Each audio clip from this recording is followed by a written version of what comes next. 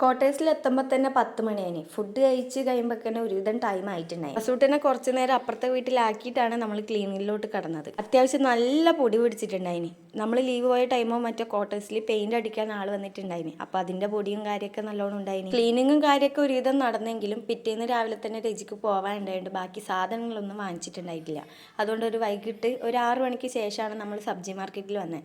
6 മണിക്ക് ശേഷം സബ്ജി മാർക്കറ്റ് തുറക്കും. നാട്ടിലത്തെ ക്ലൈമറ്റ് അല്ല കേട്ടോ ഇവിടെ അത്യാവശ്യം തണുപ്പ് സ്റ്റാർട്ട് ചെയ്തിട്ടുണ്ട്. നാട്ടിൽ നിന്ന് അത്യാവശ്യം ചൂടൊക്കെ കൊണ്ടുകൊണ്ടാണെന്നൊന്നും അറിയില്ല. ഇവിടെ വരുമ്പോൾ എനിക്ക് നല്ലോണം തണുപ്പാണ്. അതുകൊണ്ടാണ് സ്വെറ്ററൊക്കെ ഇട്ടിട്ട് പുറത്തോട്ട് ഇറങ്ങിയത്. പിന്നെ വസൂട്ടനും സിക്കാൻ വേണ്ടെന്ന് വിചാരിച്ചു. എന്നിട്ട് ആവശ്യത്തിന് വേണ്ട നമ്മളെല്ലാ പച്ചക്കറിയും പിന്നെ കുറച്ച് ഫ്രൂട്ട്സൊക്കെ വാങ്ങി നേരെ ഡിമാർട്ടിലേക്കാണ് പോയത്.